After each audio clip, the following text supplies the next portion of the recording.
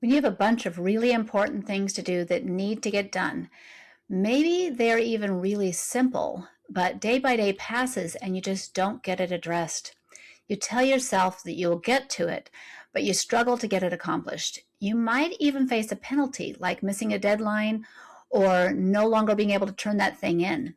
Or you might miss a due date and there's a financial penalty that will be attached to it. And the only excuse you can come up with is, I was really busy, which is likely true. You're a busy person with a lot of responsibilities, and you do get a lot done. But these few things that slip through the cracks can make you feel like you're not enough. What if I told you that the problem is not that you're not working hard enough?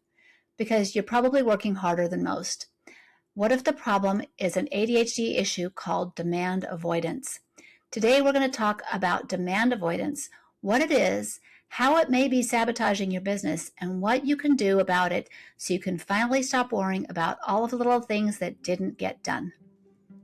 Welcome to Slay ADHD, where we help entrepreneurs recognize the ADHD struggles that are slowing their growth and maybe costing them in time, money, and missed opportunities. We'll be teaching you the tools to work around these difficulties while helping you develop the skills to make real progress and finally build the business that you've been dreaming of. Let's go. Last weekend, I had a long list of things that needed to be done. I had to get those packages finally sent out and, wrapped up and packaged up and taken over to the post office to get to my family members that are across the country. I had dinner guests coming on Sunday night, so you know how that all goes. There's cooking and cleaning and prepping and shopping and all those other things. And I wanted to get the Christmas tree up and have some decorations before the people showed up for dinner. So guess what I chose to do first? I got a little distracted. I went to a Christmas market because a friend told me that she was vending at this market, and I've always wanted to go and never made it. I enjoyed doing that. And then I saw somebody on social media teaching how to make toffee, and it looked pretty simple, so I thought I'd give it a try. It didn't work out so good, so then I had to take time to research and find out how to fix it, how to do it right. Try it again, and the next time it was really fabulous. But those things were not on my list of stuff that I needed to get done for the weekend because of, Christmas coming. Packages had to get sent so they'd be there before Christmas, and people were still showing up Sunday night for dinner. And I still wanted that tree up. It was so typical for me to try to look for something that was fun or interesting to try to do in place of it. But the good news is I was able to get everything done. I got my packages out. We had dinner ready because I have learned a few things that have helped me to get over this, the ADHD tendencies that keep you from getting things done. I'd like to share some of those with you today, how you can get those things done even when they're really difficult. Now, it's really important to recognize that this demand avoidance is not a matter of being irresponsible. It's not that you're avoiding everything. Demand avoidance is when you are avoiding the things that feel like they're have to. When someone tells you you have to do something, even if that person is yourself, those are the types of things that your brain tries to keep you from doing, or that you just don't do even though you need to get them done. The things that are fun seem to take precedence over that. Demand avoidance is real in life. It's not something that is made up. It's not an excuse. It's important to recognize that it's also not stubbornness. Stubbornness would look like somebody who just refuses to do something. If someone is pushing something at you, you're like, no, I'm not going to do that. That isn't what it looks like. It's not that simple as in you're just saying, I'm not going to do it. In the back of your head, you actually want to get these things done, but the demand avoidance is keeping it from getting done. This isn't a matter of laziness. It's not a matter of a personal defect. This is something that's actually happening in your brain that is trying to protect you. Now, there's a couple of things that this is protecting you from. But first, let's talk about where the demand is coming from. This demand might be coming from other people. It could be a customer who has thrown something at you that they want that maybe you aren't comfortable with, or it isn't something that you normally do. The demand might be coming from your business. There are things that you have to do in business that you may not like doing, like filing your taxes, like completing financial paperwork, like trying to return emails or phone calls. I'm listing out the things that I don't like to do as much. Maybe those are easier for you, but there's something in your business that you probably don't like to do that needs to be done. And that can feel like a demand on you, and your brain can push against it and not get it done, even though you really want to. The other source of demand could be coming from yourself. You may have been telling yourself that you really wanted to create a new program or write a new chapter in your book, or you wanted to update your website, something that you are thinking that you should do, or that you think is a good idea for the business. I shouldn't say want to, because when you want something, you usually go and do it. Usually this is a demand. If you're thinking that you should do this, it's something that ought to be done. Maybe at one point in time you wanted to do it, so you told yourself that you ought to get it done because you said you were going to. These are the places where that demand can come from. Now let's talk about why your brain likes to kick out those demands. Your brain is actually trying to protect you. It's trying to protect you from sources outside of yourself. It wants to make sure that you have total autonomy in your business. So your brain's trying to protect you, to make sure that you are making the choices in your business and what gets done, and not someone else, even if that someone else is that voice in your head saying at some point in time you were going to do this. The next thing it wants to protect you from is wasting time. You may not know how much time it's going to take to do this task. You're not sure if it's going to be a short task or a long task, and you don't want to commit yourself to starting on it because maybe it's going to take more time than you have right now. You're not sure where to fit it in because time is really precious, especially as a business owner. There's a lot of things that need to be done. And if you take time to do this thing, is it going to be taking time away from the other things that you know you need to do and that you're ready to do? Maybe they're easier to do, maybe they're more fun to do, but there's something in your brain that's afraid to give up that time to do this one thing that you think is important that you're having trouble getting to. The third one is energy. Your brain is protecting you from wasting energy by doing something that maybe you don't feel all that committed to or committed to in the moment. Your primitive brain wants you to conserve energy. So if it can find something else to do that seems more interesting, it's going to kind of distract you and send you over that direction. The problem is that it may actually be costing you more energy to be distracted and move on to something else, because in the back of your mind, you've got that constant thought of, oh, remember that thing I need to do? Oh yeah, I need to file my papers, my taxes. Oh yeah, I need to finish my financials. Oh, I've got those bills I need to pay. Oh yeah, I didn't pay those bills. Oh yeah, I got to remember to go back and pay those bills, or whatever the thing is. It's in the back of your head, and it's actually causing you more energy from the stress. It's a stress energy. But your brain may be protecting you, thinking, if we don't do this, then we don't have to put energy into it. Let's go do something else that's more fun, that's easier. So what it will do is it creates that distraction. Your brain may be throwing out all kinds of great ideas for other things that are not this thing that is causing you either some anticipation or some holding you back because of any of these reasons that we've already talked about. And it'll try to convince you that it does feel really responsible to go and do something else that needs to be done for the business, even though you're avoiding the thing that is really causing you stress because it's not done and you're not getting that finished. So what happens is our brain ends up pushing those have-to tasks, the ones that feel like a requirement or a demand. It pushes them into the background and brings forward all the things that are fun and interesting or easy. I once had a client who was a therapist, and he could see his clients only so many times before he had to fill out paperwork to get authorizations for them to be covered by their insurance company. But the problem was he really hated paperwork. And as much as we would talk about how important it was to do the paperwork, how if you don't do this paperwork, you're going to continue to see these clients because you have an obligation to them, but you won't be paid for it. It was costing him money, but he still couldn't force himself to do those authorizations without an external source that came in. We did come up with a way to help him to get those done, but it was a struggle because his brain did not want to have to do something that he didn't want to do. It was a demand of the insurance company. Now let's get a little bit deeper into what the brain is actually doing. When we look at it through an ADHD brain, there is even more that our brains like to avoid.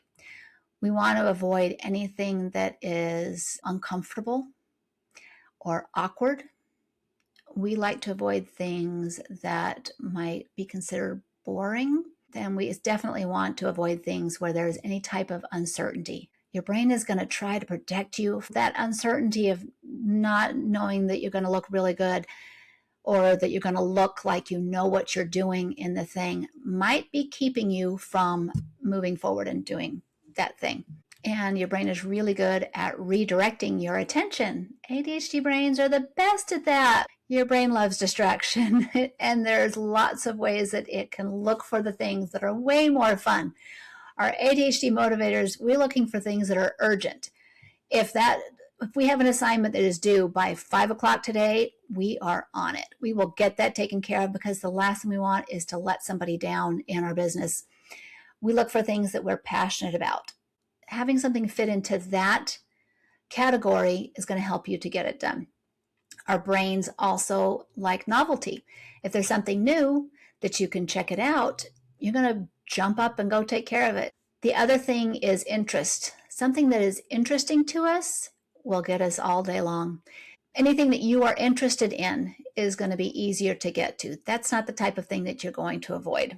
The other thing is competition. If there's a competition around something, you're going to generally step up and take that challenge. I was with my sister one time. She needed to pick out a new dress. We were going someplace the next day. We went dress shopping.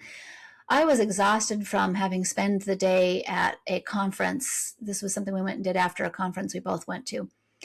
And I was sitting on the sofa in this little boutique, and she was trying on dresses. And she tried on something that was, I would consider like a 1960s flower child dress. Bright colors, big, bold, floral patterns. And she tried it on. She came out and she said, "I really like this.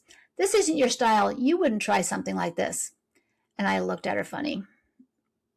Try me. And I went and grabbed that dress, even though I was tired.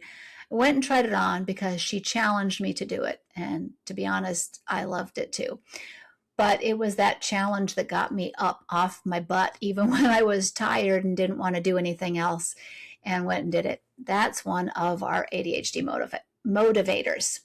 If your task doesn't naturally hit one of these motivators, that is a really common time when your brain will resist it. And if you find that you're putting something off, that might be part of the problem. Your resistance to that thing is going to show up as distraction, avoidance, or just being busy doing other things so that you don't have to think about the thing that you don't really want to do. Let's go back to the concept of the demand avoidance, and let's just reiterate that this is not a character flaw. It doesn't mean that you're broken. You are not intentionally trying to not get things done. You generally really want to do the thing, but your brain is trying to protect you and it's trying to keep you from getting the thing done. It does help to recognize that the demand avoidance might be something that you are going through, and it might help to find ways to work around it. I'd like to share another story with my sister. She bought a new house recently. It was so fun. I got to go with her to take measurements at the new house before she had moved in because she was buying wallpaper for some of the walls. And she brought the wallpaper samples with her and put them in the different rooms that she wanted. And she was trying to decide between two different papers in the dining room. She looked at them, she's put them down and said she wasn't sure what she should do. And I asked, "Do you want my opinion?" And she said, No, I don't want your opinion. And I told her anyways, because I had the idea in my head and I had to get it out. And so I told her what I thought. Now, both of us have ADHD and we both recognize it. She told me later that she has a full understanding of her demand avoidance. And by me telling her what type she liked, she said that she would probably resist anything that someone else tells her to do. She knew that about herself, and that's why she said no. Now, here's the thing. She's an amazing interior decorator. She is better than probably anyone else I have ever seen. I am not. I really had no right to give her my opinion. It was just in my head, and I felt like I should say something. But she did know what she wanted. But it was really smart of her to know that she recognizes her demand avoidance. And later on, I think she was able to look at it herself and figure out what she really wanted based on her own beautiful, perfect interior decorating ideas, because she's got it. She had it down. And I'm sure once it's finished, it's going to look amazing like everything else that she does. The other thing that you can do when you are recognizing that this demand avoidance is coming up is change the way that you talk to yourself. When you say to yourself, I've got to get this done, I've got to get this done, I've got to get this done, you are creating stress inside of yourself because you are telling yourself to get it done, but you're not actually doing it. And when you do that, you're creating a dissonance in your brain of what you do compared to what you think or what you tell yourself. And that just causes more stress, which is going to cause more pushback, which is going to cause the thing not to get done even more. So changing the way that you talk to yourself about it. Try something else like, what do I really want to do? Is there something that this thing is going to do for me? Is there a reason why I want to get it done? Why would I like to get it done? Do I want to do it now? Do I want to do it at 3 o'clock? Do I want to do it tomorrow morning? What do I want? Give yourself the autonomy back to make the decision. What do I want with this particular thing? I want it done by Friday. If I want it done by Friday, when's the best time for me to do it? And then talk to yourself really gently, really nicely, recognizing you're pretty dang smart. You're going to be able to get this done. So you need to stop beating yourself up about not having something done. Stop beating yourself up about not being able to do all of the things all of the times, because there might be a little bit of you've put too many things on your plate, and the things that are most important are being set aside as a demand and they're not getting done.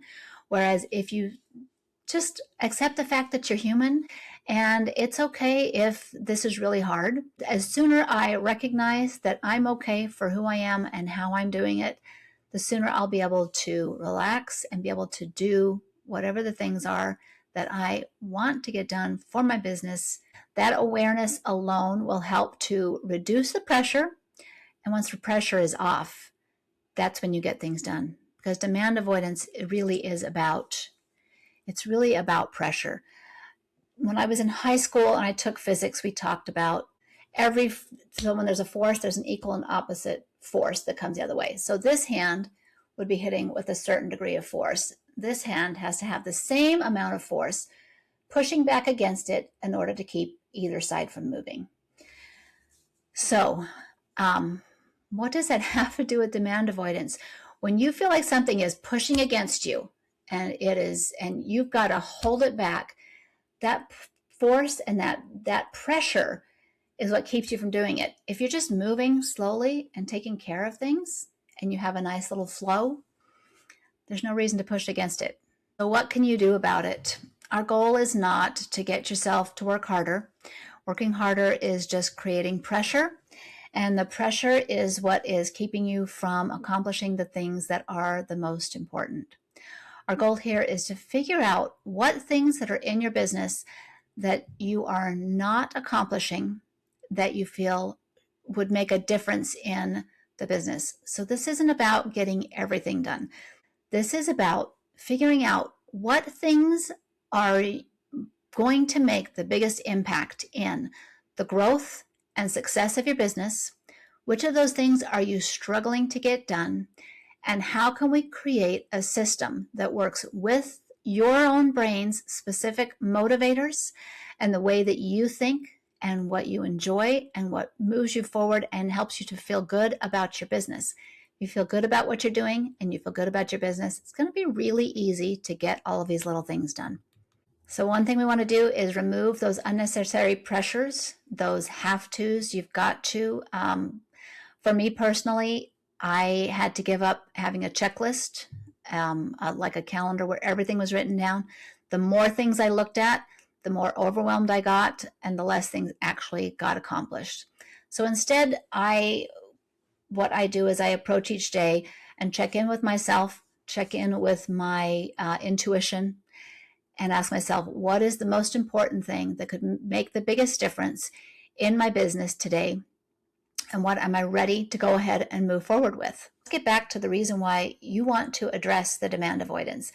Demand avoidance isn't just going to cost you in time. It will cost you in peace of mind. It costs you in the momentum to actually move forward. And it will quietly cost you in money, in missed opportunities or missed deadlines. If you'd like to get some help, this is the type of thing that I do help my clients to work through. Leave a link in the show notes so that you can book a free consultation with me where we can go over your specific needs and your specific challenges so that we can see if we can create a system or a plan to be able to move forward and help you to make progress when you feel like you are feeling just stuck and unable to move forward. In the meantime, remember not to judge yourself. You're human. You're doing the best that you can. You're doing great at what you are. Don't try to force yourself through the things that are giving you struggle, that you're feeling that pushback against. Forcing yourself to do something that you're feeling demand avoidance against may cause you to make mistakes. It might not be your best work, and you might be sorry that you finished it that way. Take some time to find some clarity and some support, and then go back to the thing, and you'll be able to take care of it much easier. I'd like to encourage you to go back and look at this past week and see if you can find one task that you avoided doing. Don't try to fix it. Don't try to make it better, but notice it and see if you can recognize what you were feeling around that time and what was happening, and then give yourself permission to be human. Give yourself the love and consideration to know that this is just the kind of thing that happens, and it's good to know it because I will do better in the future. If you've enjoyed what you've heard today and you've found any of this helpful, I invite you to share this episode with friends that you think might relate to these issues, and leave us a review. It helps others who could use this help to be able to find us. And if you're ready to dive deeper, I invite you to check out my free masterclass that can help give you a better understanding of how ADHD shows up in business and what you can do to move past these problems. Until next time, I wish you an enjoyable, purpose-filled week.